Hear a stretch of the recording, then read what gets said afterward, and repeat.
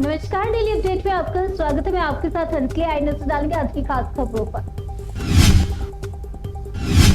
LPG संकट पर सरकार का बड़ा बयान, वैकल्पिक व्यवस्था भी तलाशे पब्लिक। एलपीजी संकट पर सरकार ने हालात गंभीर बताए हैं, सप्लाई जारी है और पैनिक बुकिंग घटी है, लेकिन लोगों से अपील है कि अफवाहों से बचें और जरूरत पड़ने पर वैकल्पिक ईंधन विकल्पों पर भी विचार करें।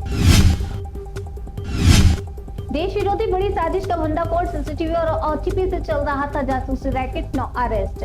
कौशाम्बी पुलिस और एसआईटी ने देश की सुरक्षा को खतरा पहुंचाने वाले एक अंतर्राष्ट्रीय जासूसी गिरोह का भंडाफोड़ किया। ये गिरोह भारत के महत्वपूर्ण प्रतिष्ठानों की गोपनीय जानकारी विदेश में बैठे हैंडलरों को भेज रहा था। 9 आरोपी गिरफ्तार हुए हैं, जिनमें नाबालिग भी शामिल हैं। वे सीसीटीवी कैमरे लगाने, ओटीपी साझा करने और युवाओं को लालच देने जैसे तरीके का इस्तेमाल करते थे।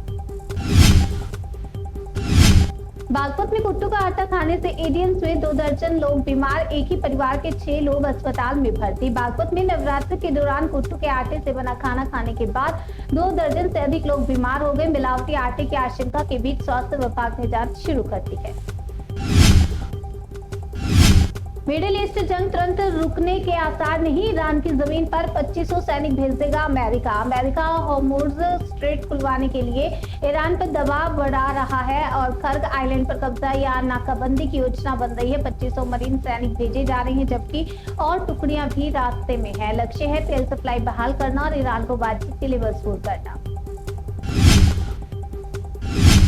नाबालिग के साथ गैंगरेप के बाद हत्या, एसिड से जलाया शव, थानेदार ने परिवार से कहा प्रेम प्रसंग में भागी होगी। बिहार के पूर्णिया में 18 वर्षीय युवती का शव मक्का के खेत से बरामद होने के बाद बवाल मच गया। परिजनों ने दुष्कर्म के बाद हत्या का आरोप लगाया, जबकि पुलिस की लापरवाही को लेकर लोगों ने हाईवे जाम कर प्रदर्शन किया।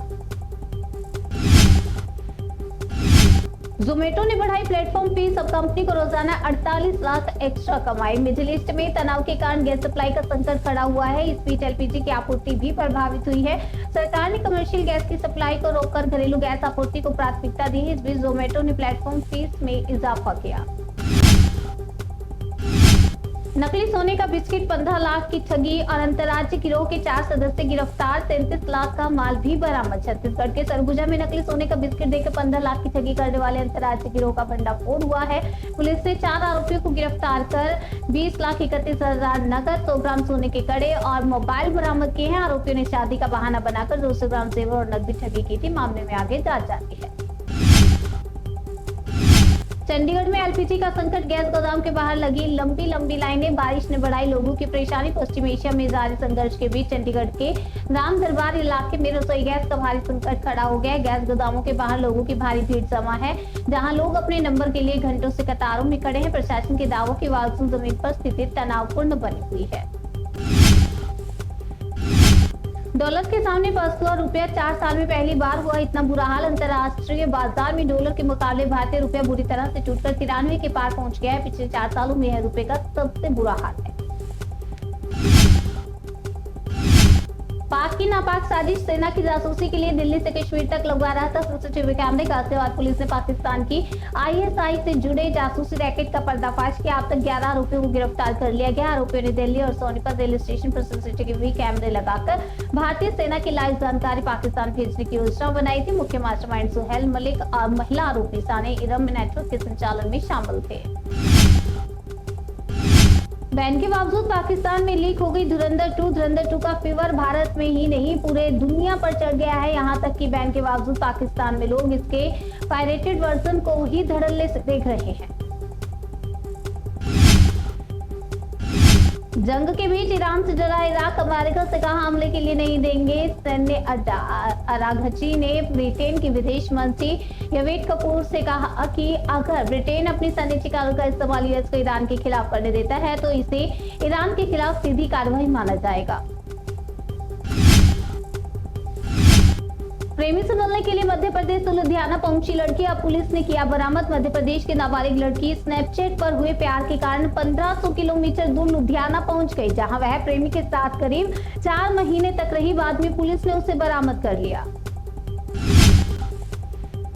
खबर पटना से, ईद पर रहेगी टाइट सिक्योरिटी, नमाज स्थलों पर विशेष सतर्कता, फ्लैग मार्च निकालने के निर्देश। ईद के मद्देनजर पटना के संवेदनशील इलाकों में सशस्त्र कार्रवाई दल की तैनाती के साथ फ्लैग मार्च निकालने के भी निर्देश दिए गए हैं, ताकि लोगों में सुरक्षा का भरोसा कायम रहे।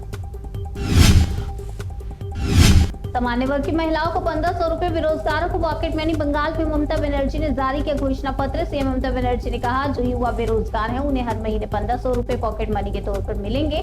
बंगाल इंडस्ट्री के लिए एक डेस्टिनेशन है। हम एमएसएमई में नंबर 1 है। एमएसएमई के तहत 1.5 करोड़ कर्मचारी काम करते हैं। बंगाल में लेदर इंडस्ट्री सबसे बड़ी है।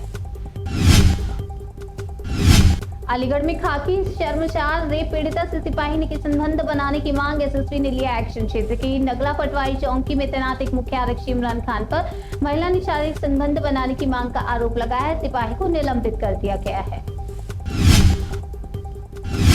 आरजीकर मेडिकल कॉलेज में हादसा, लिफ्ट में फंसने से 40 साल के व्यक्ति की मौत। पश्चिम बंगाल की राजधानी कोलकाता के आरजीकर मेडिकल कॉलेज में लिफ्ट में फंसने से 40 साल के अरुण बंदोपाध्याय की मौत हो गई, जिससे अस्पताल में हंगामा मच गया।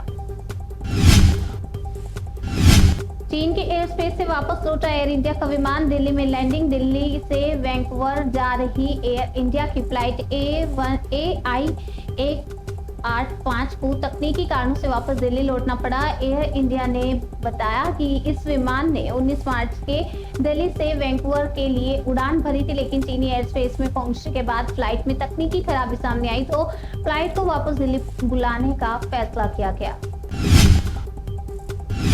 वाराणसी के यूपी कॉलेज में छात्र की हत्या, साथ ही छात्र ने प्रिंसिपल के सामने ही मारी गोली। कैंपस में भारी बवाल। उत्तर प्रदेश के वाराणसी जिले में यूपी कॉलेज के कैंपस में एक छात्र की दिन दिहाड़े हत्या कर दी गई। छात्र सूर्य प्रताप सिंह को कॉलेज के ही छात्र मंजीत चौहान ने गोली मारी। सूर्य प्रताप को कुल 3 गोलियां मारी गई, जिसमें एक गोली उसके सिर पर लगी। गुस्साए छात्रों ने पहले तो कॉलेज में तोड़फोड़ की, फिर सड़क पर धरने पर बैठ गए। छात्रों के गुस्से को देखते आनन फानन में मार्केट को बंद करा दिया गया।